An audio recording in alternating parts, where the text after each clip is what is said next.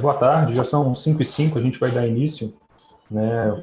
Tem gente conectando ainda, mas a gente já vai começando aqui. Meu nome é Gustavo Carvalho, tá? Sou sócio aqui do Escritório Hábitos Investimentos, responsável pela área de conteúdos e pela área de fundos e fundos imobiliários.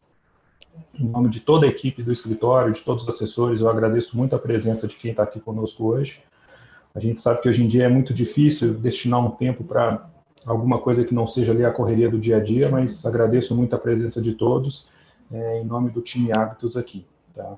Hábitos, para quem não conhece, é um escritório credenciado a XP, com base aqui em Belo Horizonte, e uma filial em São Paulo, que a gente recém-inaugurou, agora no mês de março, no meio da pandemia. Foi um baita desafio, está sendo um desafio, né, mas é um projeto que a gente sonhou grande, que a gente está conseguindo idealizar, e a gente acha que tem tudo para dar certo, né? E a gente segue com o mesmo princípio nosso aqui fundamental do escritório, que é sempre ter o foco no cliente e sempre trazer o máximo de informação de qualidade para a gente manter o nosso cliente, nosso investidor abastecido com o máximo de informações possível, né? Informação de qualidade de primeira linha, e é justamente esse também um dos objetivos dessa agenda de lives que a gente tem feito, né? A gente traz especialistas, os mais feras do mercado, para falar para a gente sobre temas que eles dominam e tentar fazer isso de uma forma bem didática, bem fácil de entender.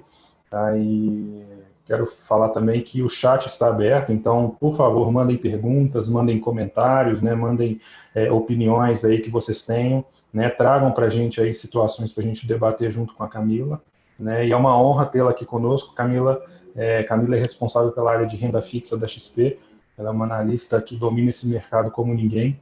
Vou passar a palavra para ela poder se apresentar aí. Muito obrigado por estar conosco, Camila, é uma honra. Obrigada, Gustavo, obrigada pela apresentação. É uma honra minha, né, na verdade, estar aqui com vocês hoje, falar com clientes. Eu gosto bastante de ter essa oportunidade de falar diretamente com vocês. Me apresentando brevemente, então, eu sou responsável aqui pela área de renda fixa, na área de análise de renda fixa da XP. Falando um pouquinho da minha trajetória, eu sou formada em economia pela FEA-USP. Eu comecei minha carreira na Standard & Poor's, né, hoje S&P Global Ratings, uma das maiores agências de ratings. Fiquei lá de 2012 a 2018. Depois eu fiquei um ano no Credit Research do Santander, na área de análise de crédito ali do Santander.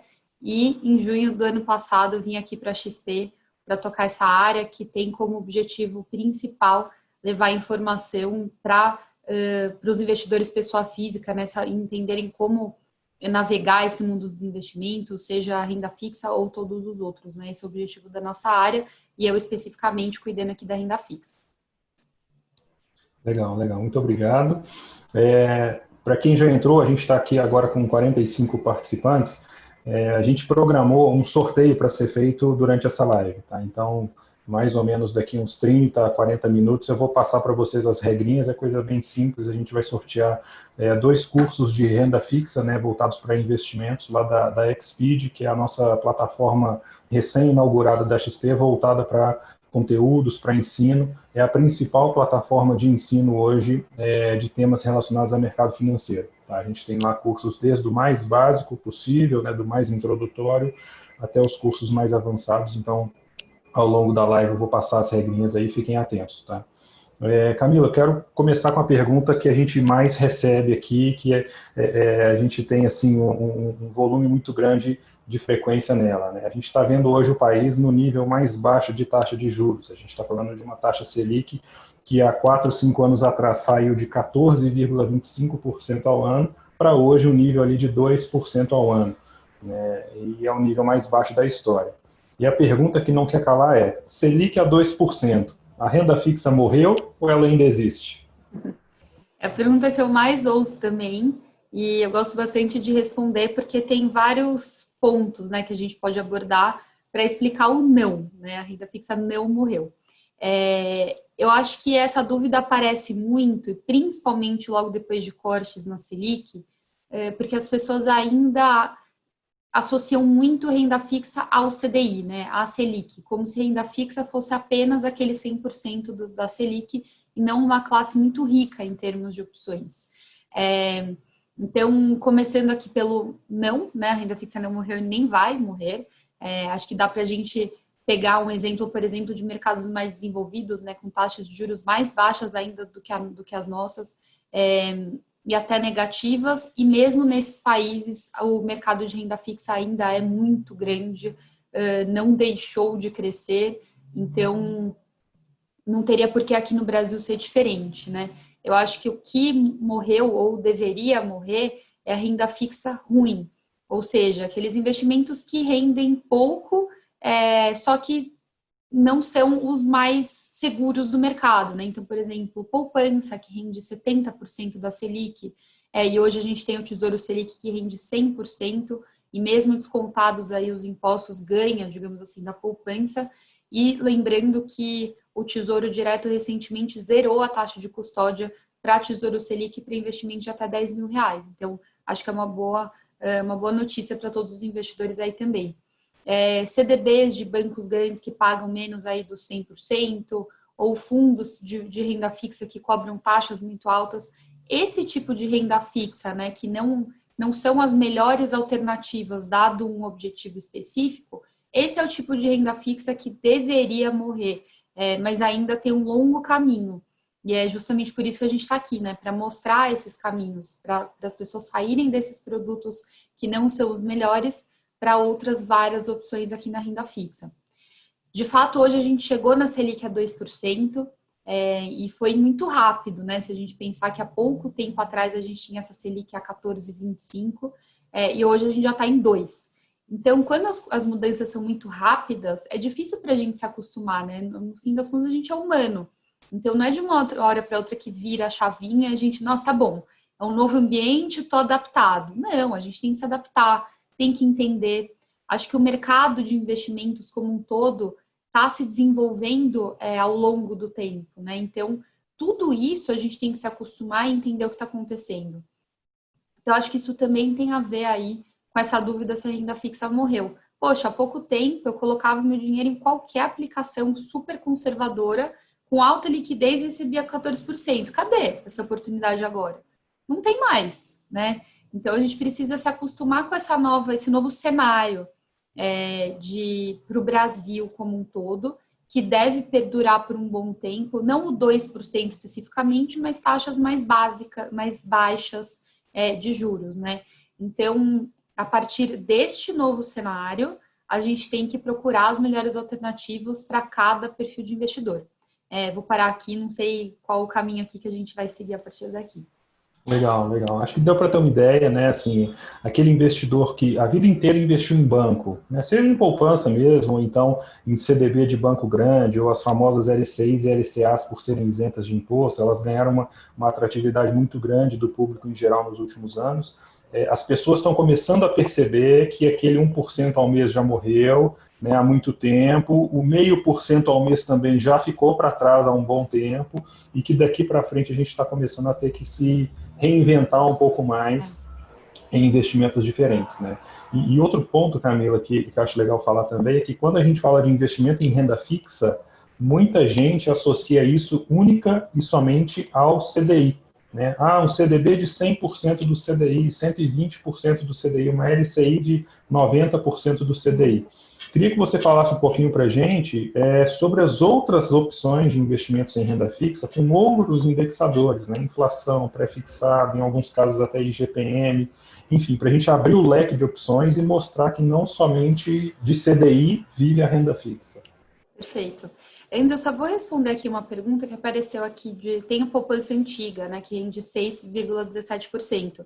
De fato, quando a gente fala da poupança, é das pessoas que estão entrando agora, né, ou que entraram pós mudança aí da regra em 2012. Para quem tem a poupança antiga que rende os 6%, não tem muito por que tirar, mas não precisa, assim, eu não sei qual é o seu caso específico, Lincoln, mas tem gente que deixa mais de 1 milhão ali parado nesses 6% da poupança, e é sempre legal diversificar, né? 6% não é o máximo que a gente pode atingir, né, em termos de aplicações de forma geral, não só na renda fixa. Então, o ideal seria diversificar, tá? Sempre buscar essa diversificação, mas para isso também que vocês podem contar sempre com a ajuda dos assessores para saberem a melhor opção, a melhor estratégia para cada perfil de investidor. Então, só Posso só aqui, fazer um complemento, claro, Camila? No que você falou foi assim espetacular, mas o outro ponto, Lincoln, que é legal a gente se ater também é, sim, né, de fato, a poupança antiga ela não é tão ruim assim quanto a poupança nova. Né? Quando a gente fala de poupança, a gente fala só da poupança nova porque a regra, se não mudou, foi em março de 2012 ou 2013, né, Camila? 2012. 2012 que teve a transição. Né? Um ponto para reflexão é o custo de oportunidade que a gente teve nesse tempo todo carregando essa poupança, talvez faça a gente pensar, né? O que a gente Com poderia ter certeza. ganhado com a Selic a 13% e a 14%, os CDBs pagando ali, eu vi casos até de Tesouro Direto, a LTN, pagando 20% ao ano, né? No auge lá da crise do governo Dilma, tiveram momentos que o próprio Tesouro Direto, a LTN, pagou 20% ao ano. Né? Mas outro ponto também, Lincoln, é o fato de que você tem que esperar a poupança fazer o aniversário dela todos os meses para poder garantir aquele rendimento. Então, às vezes, o seu aniversário da poupança é no dia 31, mas no dia 15 você precisa desse recurso. Se você resgata, você deixa para trás todo aquele rendimento ali. E existem algumas opções que são de rentabilidade diária, onde você captura, né, essa rentabilidade diária dos 15 primeiros dias ali do mês, nesse exemplo nosso. Perfeito, é exatamente isso, né? Eu acabei nem comentando, mas de fato, hoje está rendendo bem mais do que a Selic, mas já teve um tempo que quem manteve ali na poupança deixou de ganhar muito. Então, por isso que é sempre interessante essa estratégia de diversificar, para você ter uma parte ali rendendo aquele X, mas o resto da sua carteira conseguir aproveitar momentos diferentes aí da economia. Tá? Então, minha sugestão seria conversar aí com o seu assessor, sua assessora, para entender qual seria uma melhor estratégia de diversificar, né? Trazer pelo menos parte desse dinheiro que você tem ali na poupança para outros investimentos e conseguir potencializar os seus ganhos, né? Sempre interessante diversificar. Mas agora, respondendo aí sua pergunta, Gustavo, em relação aos tipos de indexadores, né? Então, de fato, a renda fixa ficou com esse negócio do CDI, né? Renda fixa, CDI, está sempre grudado ali, mas existem muitas outras opções, né? Não muitas, mas algumas outras opções. Então, além do CDI, que pode ser tanto em termos de percentual, e CDI aqui é muito próximo a Selic, tá? Então, não sei se todos estão familiarizados, mas quando a gente fala de CDI, é praticamente a Selic, praticamente ali os 2%, tá?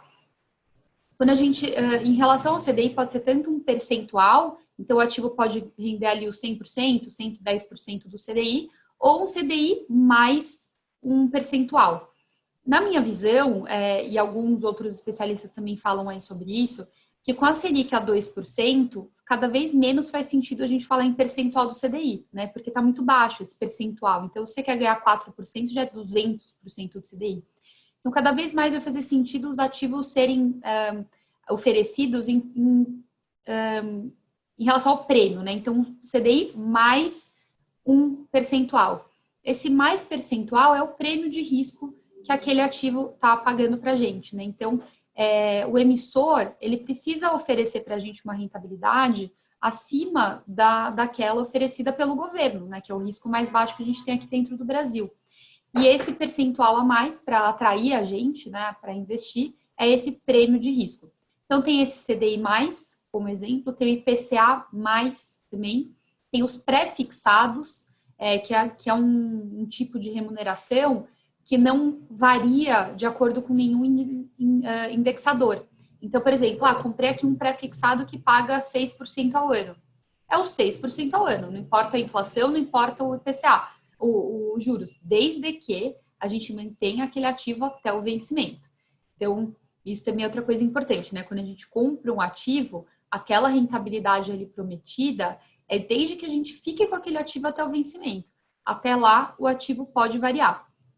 Não sei, a gente pode entrar um pouquinho mais nisso, mas só para resumir, então existem diversas opções de rentabilidade que não são necessariamente CDI, e, por exemplo, no caso do pré-fixado, poxa, oferece uma grande previsibilidade para a gente, né? A gente consegue calcular hoje quanto que a gente vai ter ali no vencimento, que não depende de nada. Um IPCA a mais, a gente sabe a nossa rentabilidade real, desde sempre, né? Porque é o IPCA, né, a inflação, mais um percentual. Esse percentual a mais já é a nossa rentabilidade real. Então, são alternativas bem legais também para o investidor que não quer ficar atrelado só ao CDI. Legal. Então a gente viu que, basicamente, quando a gente fala de renda fixa, a gente está falando de três tipos, né? A gente tem o primeiro, que é o mais conhecido, que é o percentual do CDI, né? Aquele que o banco, Pós-fixado, né? o pós-fixado, perfeito, que é aquele que o banco sempre ofereceu para a gente, né? Só que a gente está entendendo agora que existem outras duas opções, também de renda fixa, investimentos conservadores, que vão ter outros indexadores que não são a taxa de juros, né? Que no caso vai ser o IPCA, que é a taxa de inflação, a taxa referência de inflação no país, e o pré-fixado também, que é aquele que, igual a Camila citou, não tem independência nenhuma de inflação nem de taxa de juros. Nesses dois que a gente está conhecendo agora, Camila, a gente entra numa outra situação, aí eu quero ver como é que a gente explica isso de forma bastante didática para quem está nos assistindo, que é o seguinte, a gente pode sim ter um prejuízo num título de renda fixa, a gente pode sim perder dinheiro investindo em renda fixa, né, que é a questão de como que o preço desse papel vai oscilar no mercado ao longo do ciclo de vida dele.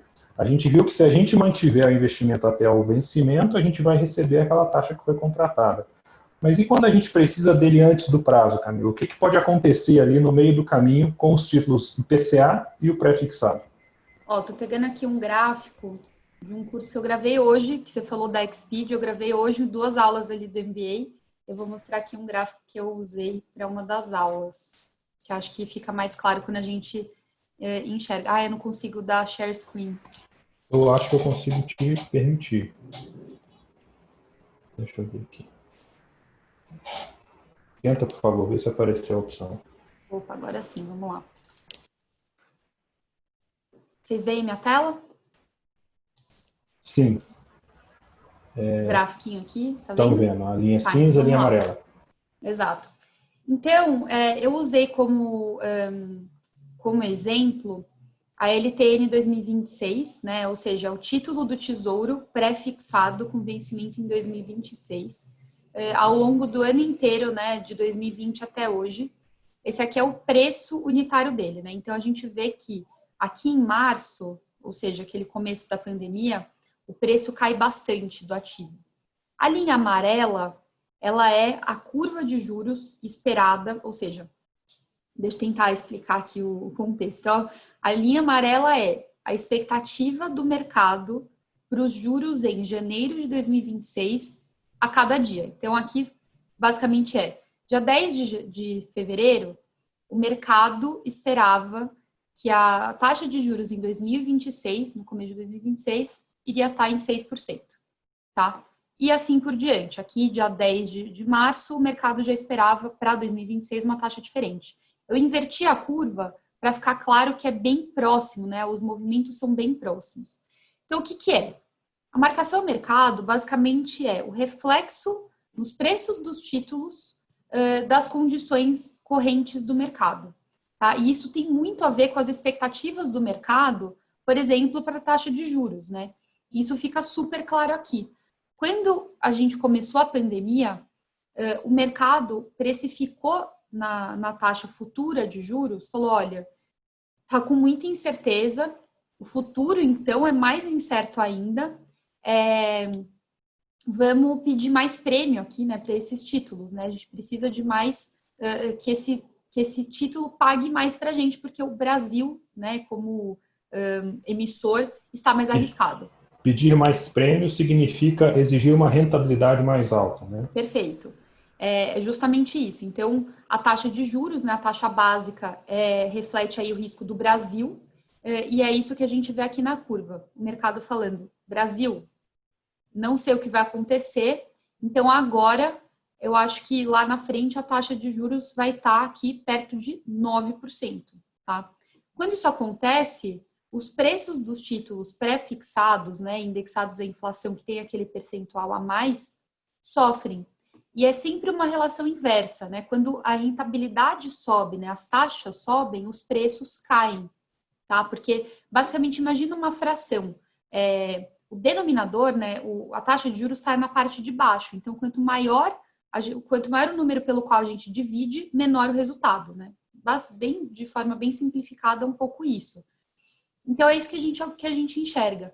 Toda vez que o mercado, né, tem uma expectativa de maior risco para o Brasil, né, para o para o cenário econômico, isso tem efeito sobre as taxas, expectativas futuras das taxas de juros, e que, consequentemente, tem um efeito aqui também sobre os preços dos títulos. Por outro lado, quando a gente vê queda nessas expectativas, o inverso acontece também, né? Os preços também podem valorizar, né? Os títulos podem valorizar também. Só que o que acontece aqui? A gente não tem como saber o que vai acontecer. Por exemplo, o Covid era uma coisa completamente inesperada, né? Assim, ninguém sabia como que ia ser a reação do mercado, nem como que ia chegar aqui no Brasil. Até hoje a gente não tem certeza, né, de praticamente nada, apesar do cenário estar melhor. Então, a marcação a mercado é isso, é uma oscilação ou para cima ou para baixo, refletindo as condições de mercado. Então, é justamente por isso que quando a gente compra um título, o ideal é a gente, pelo menos, poder ficar com aquele título até o vencimento, né? Então, tentar casar o prazo de vencimento dele com o nosso objetivo. Se no meio do caminho aparecer uma oportunidade, né? Por exemplo, ano passado os títulos indexados à inflação, né, do Tesouro valorizaram demais, assim, quase 100% em um ano. Se aparecer uma oportunidade dessa, maravilha. Se não, deixa o título lá. Eu acho que esse é o objetivo, né? Porque se a gente depender de um título desse no meio do caminho, a gente pode sair prejudicado. Não sei se consegui explicar aqui, porque é Não, meio... acho que foi legal. Esse é um tema muito denso, muito complexo mesmo, tentar explicar essa questão de marcação a mercado de uma forma didática, mas eu acho que a gente conseguiu. Pessoal, só lembrando que o chat está aberto, tá? Podem mandar perguntas, por favor, e a gente vai tentar saná-las aí à medida do possível. Então a gente entendeu que um título desse atrelado à inflação ou pré-fixado, ele pode, em um dado momento, ou trazer para a gente um rendimento que a gente teria só lá na frente, né, que ele traz a valor presente isso, ou o contrário, né, ou ele pode estar desvalorizado no mercado e a gente precisou resgatar aquilo dali, mas as taxas de mercado estão diferentes das que a gente comprou, fazendo com que a gente faça esse resgate com um deságio, né. Quem comprou um título pré-fixado, um título IPCA+, há uns 3 ou 4 anos atrás e carregou até hoje, deve ter percebido essa valorização brutal no preço do título, né? E que é justamente essa marcação a mercado positiva que a gente teve de alguns meses e alguns anos de trás para cá. Não quer dizer que isso vai continuar acontecendo daqui para frente, Exato. né? Então, até a pergunta que eu queria voltar para você, Camila, eu sei que essa pergunta não tem resposta, mas no seu feeling aí, você acha que ainda existe algum prêmio para ser capturado nesses títulos para marcação a mercado aí para os próximos meses, dado que tudo se mantenha mais constante, a gente tenha a questão da vacina, as eleições dos Estados Unidos não gerem tanta turbulência mundial assim. Você acha que existe algum prêmio ainda a ser capturado por queda na taxa futura de juros ou já acabou por aqui? Então, eu acho que assim, hoje a gente tem a curva, né, mais longa, precificando aí um risco fiscal relevante. Caso a gente tenha evoluções nesse sentido, né, em relação à reforma tributária, por exemplo, pode ser que a gente veja a curva fechando, ou seja, essas expectativas para as taxas futuras caindo. Isso pode gerar um prêmio, né, porque é uma coisa inesperada, pelo menos, né? Hoje o cenário é de maior risco fiscal. Na ponta mais curta, ou seja, para as taxas, para os vencimentos mais de curto prazo, se você me perguntasse uma semana atrás, eu ia falar que não tinha mais o que aproveitar. Só que depois da ata do Copom, né, depois do comunicado do Copom, o Banco Central deixou aberta aí uma possibilidade de um novo corte. Então, a curva fechou mais do que aqueles 2% que estavam precificados, que era uma coisa que a gente não imaginava.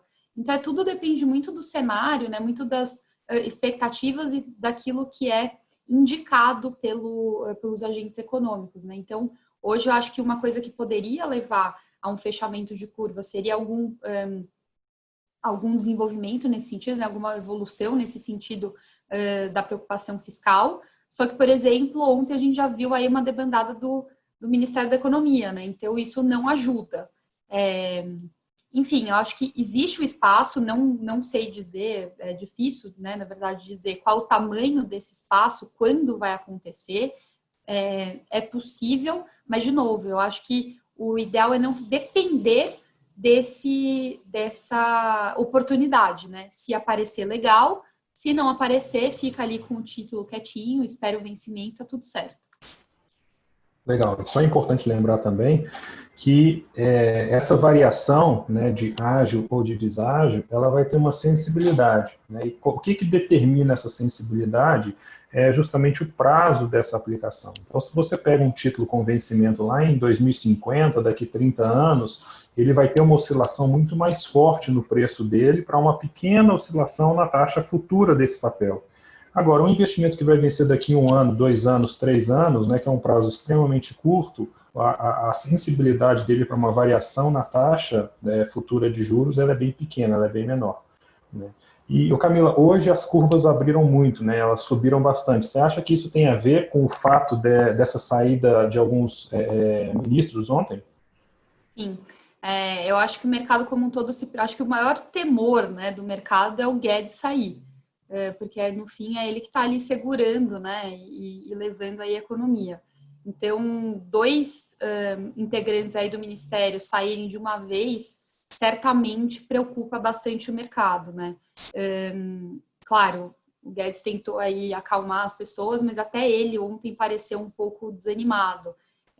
Isso não ajuda para as expectativas aqui para o humor do mercado. Então, isso gera uma preocupação, né, maior ali olhando para o cenário econômico, e isso com certeza tem efeito ali sobre a curva longa de juros. Na parte curta, a gente viu aí que continua algumas apostas, né, de algum corte adicional aí para a Selic esse ano.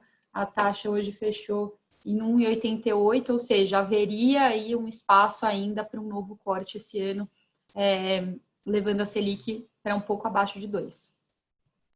Legal. Chegou uma pergunta interessante aqui do Daniel Tibo, né, perguntando o seguinte: para fundo de emergência, né, Tesouro Selic ou fundo de renda fixa com liquidez diária? O que você Assim, eu pensa? acho que os dois são boas opções. Eu acho que, como eu falei, né, o Tesouro Selic trouxe aí uma novidade que eu achei bem interessante, de zerar a taxa de custódia para investimento de até R$10.000, né, estoque ali de até R$10.000. Então, isso traz uma vantagem que era uma coisa que realmente era difícil, né, para o investidor. E isso traz uma nova vantagem aí para o Tesouro Selic, que no fim das contas é o investimento mais seguro que a gente tem.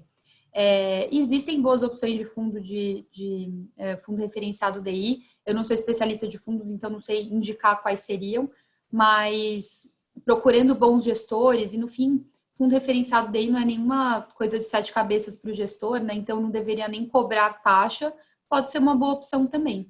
Então, são boas opções, assim como um CDB de banco pouco arriscado, que renda ali seu 100% do CDI, né, 100% da Selic, com liquidez diária. Legal.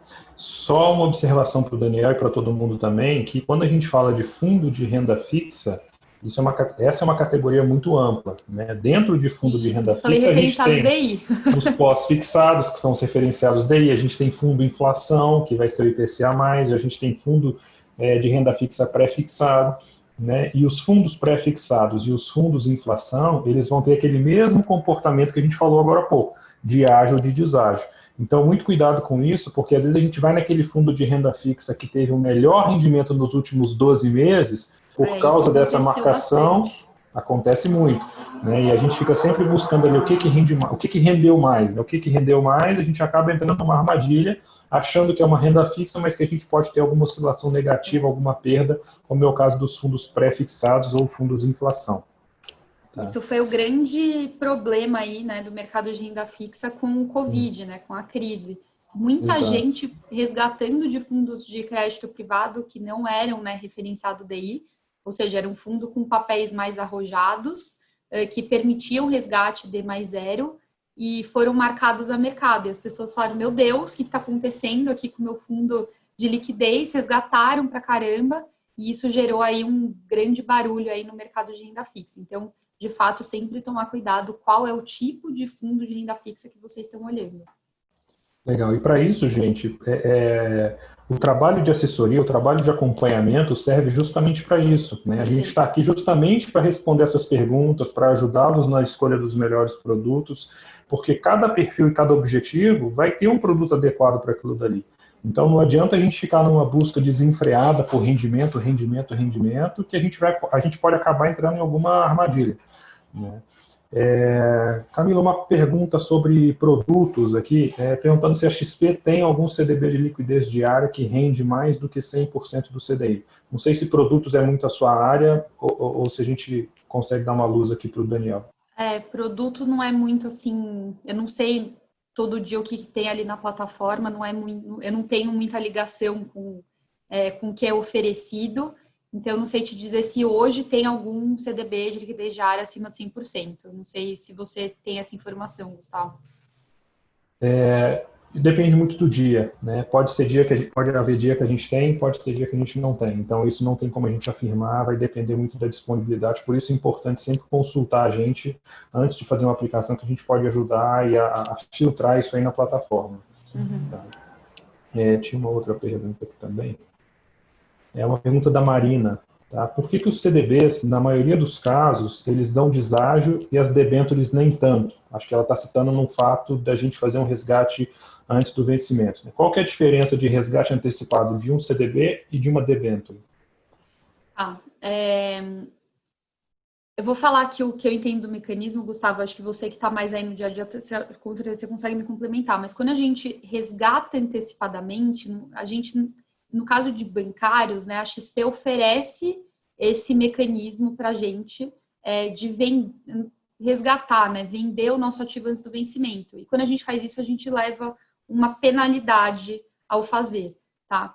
No caso de debêntures, então, ou seja, quando a gente faz isso, a gente está vendendo para a XP, tá? Quando a gente está falando de debêntures, existe um mercado secundário em que vendedores conseguem vender para compradores ali na outra ponta, tá? Então, existe esse tipo de negociação que é possível que você encontre um comprador na outra ponta que aceite aquele o que você está oferecendo, né, em termos de preço, taxa.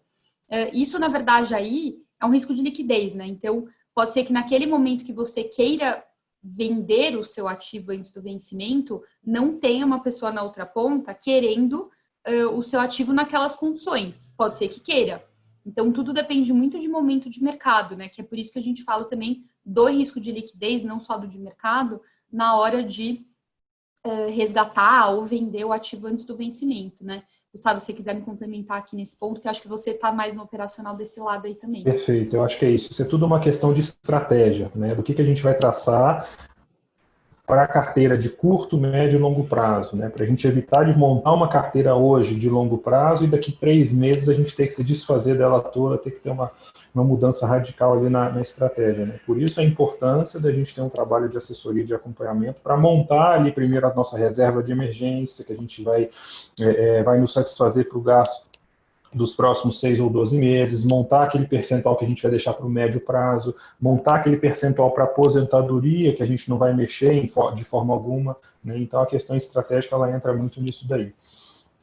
Camila, eu vou tomar 30 segundos da nossa live, porque eu quero anunciar o funcionamento lá do nosso sorteio, né? Pessoal, lembrando, a gente está sorteando aqui hoje 2 cursos da Exped, tá? Que é a principal plataforma de ensino hoje voltada para mercado financeiro, e lá a gente encontra cursos desde os mais básicos para nível, para quem é iniciante mesmo e está querendo começar e aprender o nível mais básico, até níveis intermediários e avançados. Tá? Deixa eu pegar aqui uma colinha de pessoal que me passou. Tá. É o seguinte, pessoal, as regrinhas são bem simples, tá? A primeira, seguir o nosso perfil no Instagram, tá? O perfil da Hábitos é Hábitos_Investimentos. Tem o nosso logo também bem na foto do perfil, fica fácil de ver. Nos comentários, vocês marquem 2 amigos que se interessam pelo mercado financeiro, tá? Não vale perfil fake, nem loja, nem essas coisas, tem que ser amigo do relacionamento mesmo. E responder a pergunta da imagem no mesmo comentário que você marcou ali os amigos, tá? Não tem uma resposta certa. Deixa eu pegar aqui a pergunta. Cadê? Só um segundo. Achei. Você acha que ainda é um bom momento para investir em renda fixa? Por quê? Não tem resposta certa. Deixa lá o seu comentário.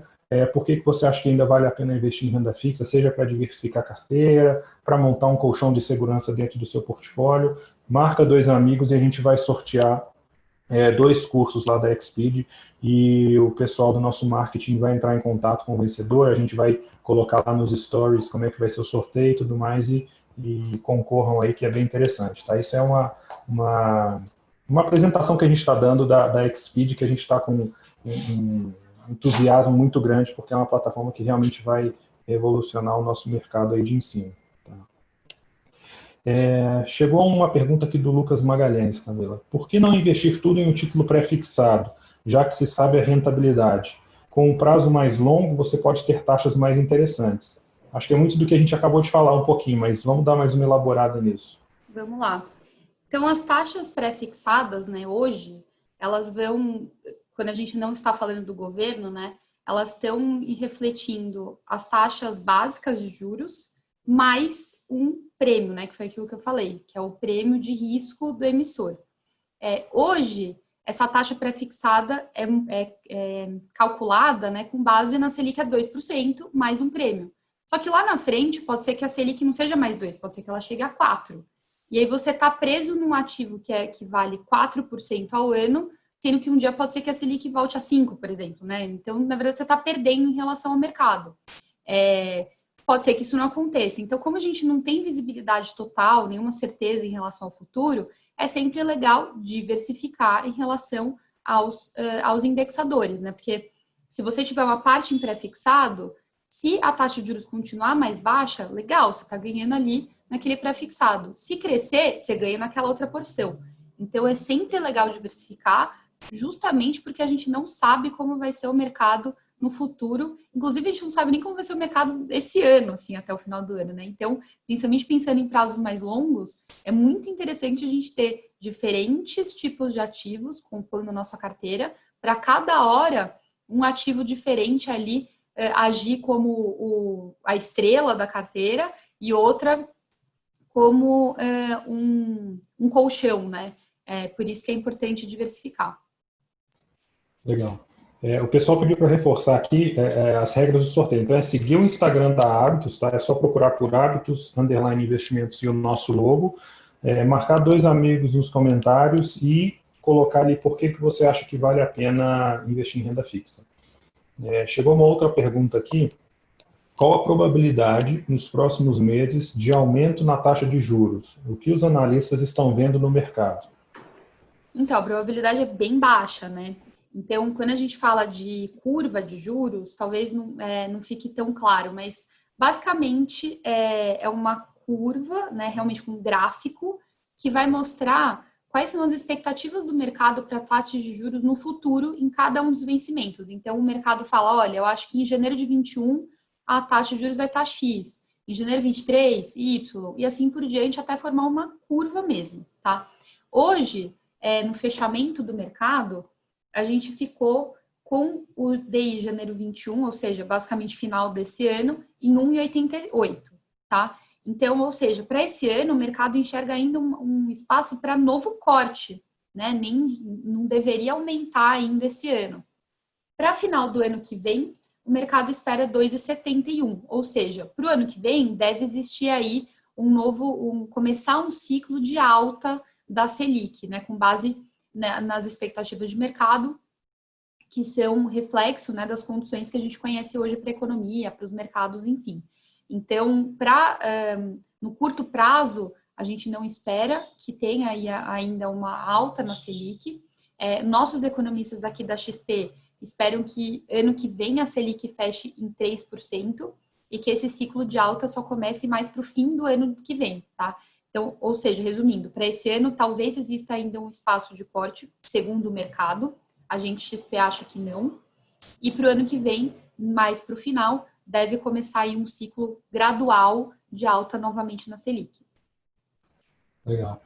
Chegou uma outra pergunta aqui, Camila, o seguinte, das 3 opções, né, pós-fixado, IPCA e pré, se a gente for montar uma carteira, vale mais a pena colocar um pouquinho em cada, ou se a gente tem ali talvez 1 ou 2 para escolher, que a gente acha que vai ser o pessoal vai falar o melhor cavalo aí dos próximos meses e anos, né? O que você apostaria? Um pouquinho em cada ou escolher 1 ou 2 ali dessas 3 opções?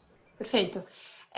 O nosso time de alocação, né, mensalmente eles soltam aí uma carteira recomendada com base no que eles acreditam que vale a pena, né, para o mês, dado o cenário.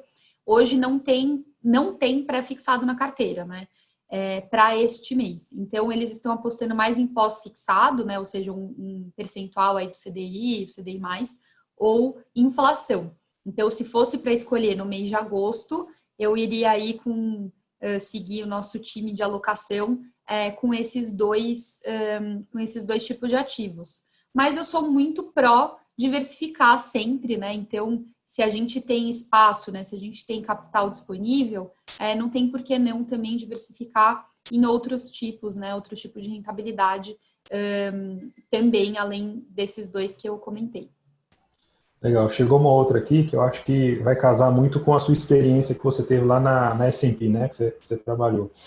Qual a segurança de se investir em uma renda fixa privada, ou seja, aquelas que não são emitidas por bancos, né? Os CRIs, os CRAs e as debêntures, visto que elas não têm aquela garantia do FGC, aquela proteção máxima que a gente sempre considera ali para fazer um investimento que tem o FGC que nos garante, né? Qual que é a segurança da gente investir nesses títulos de renda fixa que não possuem o FGC? Perfeito. De fato, assim, o crédito privado não tem a garantia do FGC, né? No fim, a gente está sujeito ao risco do próprio emissor, ou seja, das operações ali, da capacidade de gerar caixa do próprio emissor. Só que nem todo emissor tem o mesmo risco, né? Tem aqueles que são menos arriscados e aqueles que são mais. Uma forma da gente enxergar isso, né, entender o risco por trás, é olhar os ratings dos emissores, né? Aquelas letrinhas AAA, AA+, AA. Então, quanto mais elevado o rating, menos arriscado é o emissor, tá? Então, não é uma garantia de que nunca nada vai acontecer, mas se a gente procura emissores de alta qualidade de crédito, o risco cai bastante, né? E um ponto importante, que acho que algumas pessoas que não são tão familiarizadas, né, com ratings, enfim, é importante frisar, é que é extremamente raro, né? Eu nunca vi um rating que hoje é AAA, amanhã a gente acorda e a empresa quebrou. As coisas são graduais, né? A condição de crédito, né, a qualidade de crédito se deteriora ao longo do tempo. E a gente consegue ver sinais, as empresas de ratings acompanham, soltam relatórios, sai notícia também, né, de emissores mais conhecidos, enfim. Então, o ideal para quem não se sente ainda tão confortável, né, com crédito privado, é procurar aqueles emissores, né, que a gente chama high grade, de notas mais elevadas. E aí se acostumar a entender como funciona melhor esse tipo de ativo e, se fizer sentido, arriscar um pouco mais. Mas o fato de não ter o FGC não significa que é um risco de outro planeta, né? É só uma necessidade um pouco maior, talvez, de acompanhar aquele emissor e, de novo, né, sempre contar aí com a ajuda também do assessor para entender o que está por trás e conseguir acompanhar. A gente aqui do lado de conteúdos, né, do research, a gente faz esse trabalho justamente para que o investidor consiga acompanhar, entender o que está acontecendo aqui com os emissores, enfim. Mas acho que, de forma geral, de fato, o risco de crédito privado é mais elevado do que de emissores bancários, de forma geral, né? Porque é possível que um banco único seja mais arriscado do que um emissor de crédito privado, mas sem entrar em coisas mais específicas. Mas isso não quer dizer que é um absurdo de risco, tá? É só riscos diferentes. Pode-se dizer, então, que quanto mais A tiver no rating, melhor? Então, aqui tem rating que não tem A, né? Pode ser um B, B, Pois triplo. então, se você for escolher, pega o que tiver mais A ali, né? Ou um A, ou Assim, dois, ou pelo menos três A seria o melhor, né? então o triplo A, né? AAA é aquele que tem o menor risco. O Lucas aqui falou, o prêmio também é maior. Então, sempre Nem o lembrar, Brasil tem o rating AAA, né? Nem o governo brasileiro tem. tem. Ah, Então, o tem Brasil é escala AAA. nacional, escala Ah, nacional. Aí é aham, outra discussão aqui. Então, quando aham, a gente olha ali na plataforma, né, da XP, a gente vê o rating em escala nacional, ou seja, aham. são comparações de risco de crédito só entre emissores brasileiros. Em Uhum, escala nacional, o Brasil é AAA. Em uhum, escala global, ou seja, são comparações de notas entre indústrias e países diferentes, o Brasil é duplo B-, é bem mais uhum. baixo. É. Então, aqui dentro do Brasil, aquelas notas que a gente chega na XP são em escala nacional, então a gente consegue achar ali os triplos A's, então são as empresas dentro do Brasil menos arriscadas. E lembrar do risco-retorno, né? De fato, o Lucas aqui lembrou, que se a gente quiser um retorno maior, a gente tem que estar aberto a correr mais risco, isso não tem como fugir. Isso que eu ia pegar aqui também, porque como você citou high grade, né, a gente consegue dividir esses investimentos que não têm o FGC basicamente em duas famílias. Né? A gente tem o high grade e o high yield. Né? Qual que é a diferença entre os dois? O high grade é aquele que preza por mais segurança, vai ter uma taxa um pouquinho menor, mas ele vai ser um título mais seguro. Né? O high yield vai ser aquele título emitido por uma empresa menor, mais arriscada, mas que vai pagar uma rentabilidade melhor. E fazer um gancho com o comentário do Daniel, né, que ele colocou ali.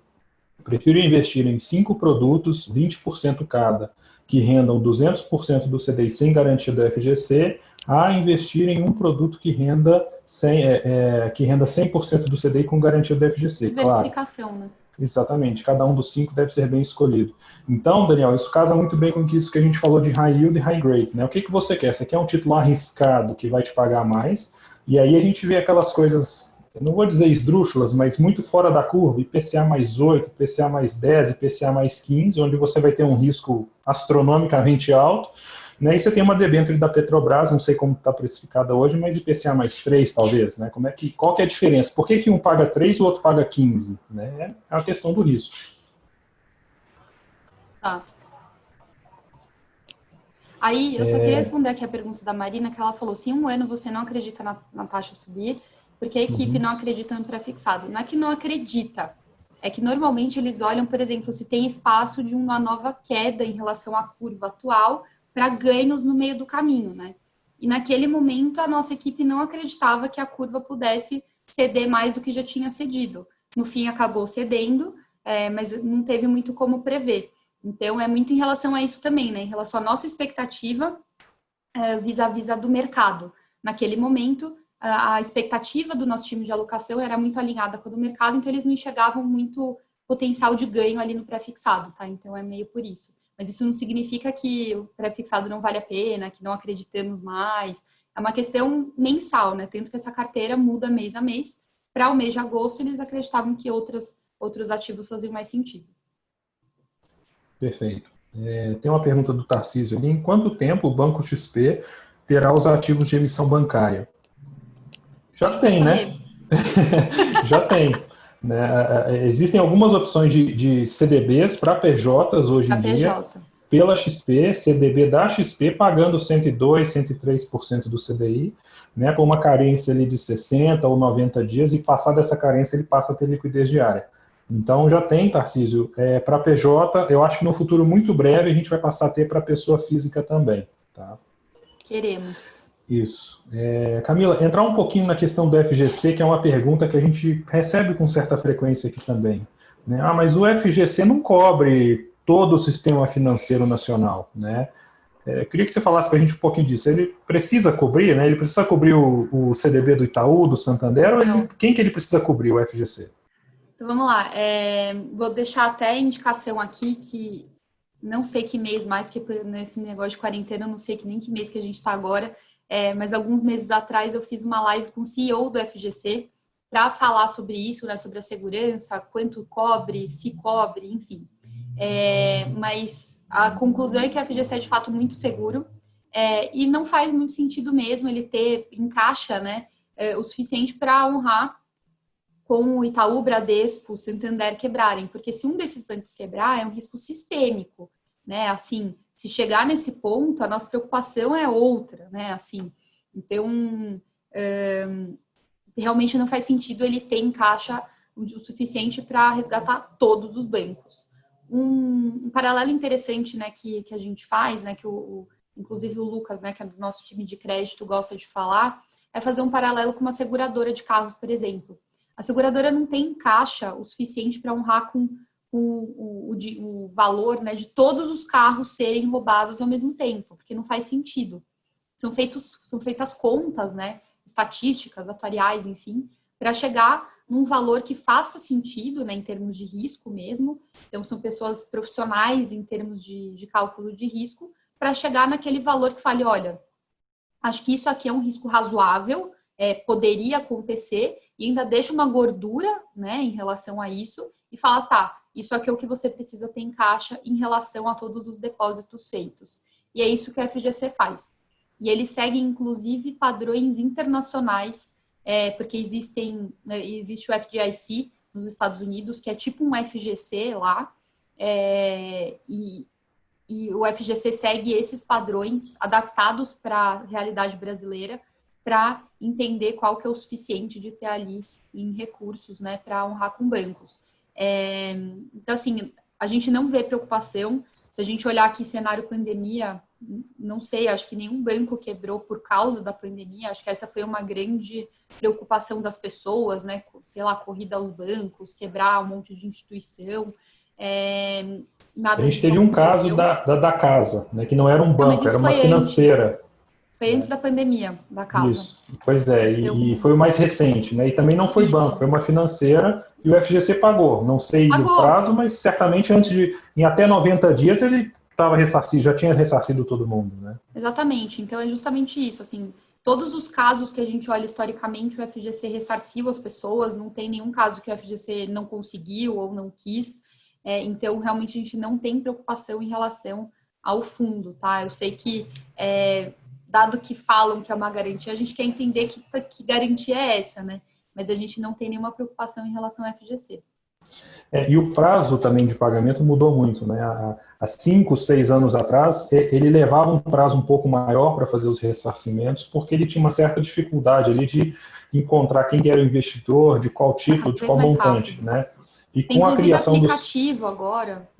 com a criação do selo CETIP, isso ficou muito mais rápido, muito mais prático. Então, todo o sistema, em poucos minutos, ele puxa lá todo mundo já que tem o direito àquele ressarcimento e faz aquilo. Então, assim, a gente também sempre passa isso, que não é uma preocupação nossa, a questão de solidez do FGC. A gente sabe que é uma instituição Perfeito. extremamente segura, né? A gente tem mais preocupação na questão do emissor quando a gente fala de títulos crédito privado que não são emitidos por bancos, né? O CRI, o CRA e a debenture, esse sim a gente precisa saber que empresa é aquela, por que ela está pagando aquilo, né? Qual que é a solidez daquela empresa, para a gente Exato. evitar de cair numa cilada de uma rentabilidade que vai ser mais alta, mas vai ser uma empresa mais arriscada que pode ter algum problema mais à frente, né? E o Exatamente. time de produtos da XP faz um trabalho brilhante nisso, no sentido de uma curadoria mesmo, né? Eles tiram da plataforma qualquer título mais arriscado, que a gente não quer o nosso investidor correndo aquele risco desnecessariamente em renda fixa, né? Quer tomar risco, a gente vai para a bolsa, vai para multimercado, vai para fundo imobiliário, mas na renda fixa a gente prefere trabalhar com os papéis que tenham um rating mais elevado, uma segurança maior, que sejam daquela categoria high grade, para ter mais segurança, mesmo que a gente abra mão de rentabilidade em alguns casos, mas a gente prefere prezar mais pelo. Exatamente. Deixa eu ver aqui se tem mais alguma pergunta. Pensando em diversificação de carteira em renda fixa, qual seria uma porcentagem razoável para dividir entre pós-fixado, pré-fixado e inflação? Acho que você chegou a falar um pouquinho disso, né? O nosso comitê de alocação hoje ele está zerado para pré-fixado. Hoje tá zerado em pré-fixado. O percentual de cada alocação, né, de pós e inflação depende muito do perfil do investidor. Então, normalmente, para conservadores, né, tem mais pós-fixado, e aí vai diminuindo conforme o perfil de risco, né, em termos de abertura a risco, vai diminuindo. Então, é sempre interessante acompanhar essas carteiras, né, conversar sempre também com os assessores para entender o que faz mais sentido, mas lembrando que para esse mês, pré-fixado não está na carteira e pós-fixado teve até um aumento no mês anterior, e vai aumentando, quer dizer, diminuindo, né, o pós-fixado conforme aumenta a abertura a risco do investidor. Perfeito, legal, muito obrigado. Acho que foi extremamente esclarecedora. Estou recebendo vários feedbacks positivos aqui da Que bom. conversa. Acho que a gente pode caminhar para o encerramento, né? Vou deixar aí para algumas considerações finais, caso você queira fazer. Então, assim, eu só queria agradecer, né, o convite. De novo, eu gosto muito de conseguir falar diretamente com clientes, falar aí com os escritórios. Obrigada, Gustavo. E, bom, deixar o convite para vocês conhecerem nossa plataforma de conteúdos e se abrirem aí para esse mundo de renda fixa, que não é só CDI, não morreu, tem bastante oportunidade legal para diferentes objetivos. Acho que tudo vai muito da gente conhecer melhor o ativo, né? Conhecer o produto e aí sim se sentir confortável em começar a investir de fato neles. Bacana. E sempre com todo o acompanhamento que a gente tem por trás, né? Reforçando, aqui na Hábitos a gente tem vários especialistas de investimentos, né? Especialista de fundo, especialista de bolsa, especialista de renda fixa, previdência, e a gente está sempre à inteira disposição para poder fazer uma reunião junto com o assessor, pegar uma carteira, fazer uma revisão, estudar ali qual que é a trajetória que a gente vai fazer para os próximos meses, próximos anos e traçar uma estratégia final, né? Lembrando, pessoal, de seguir o nosso Instagram, né, o Hábitos_Investimentos, marca 2 amigos lá nos comentários e escreve por que você acha interessante investir em renda fixa. Logo em seguida aqui da live a gente vai fazer um sorteio dos 2 cursos. E em nome de todo o time Hábitos, Camila, eu quero te agradecer imensamente, foi uma honra tê-la aqui conosco, né? Espero que a Eu gente que possa fazer agradeço. mais vezes isso daí. Então, em nome de todo mundo aqui, muito obrigado a todos os presentes, obrigado a você e obrigado ao time lá do José Cosa, do time de ações comerciais da XP, que está sempre fazendo a ponte aí do escritório com os melhores especialistas do mercado. Tá bom? Muito obrigado a todos. Obrigada, pessoal. Tchau, tchau. Tchau, boa noite.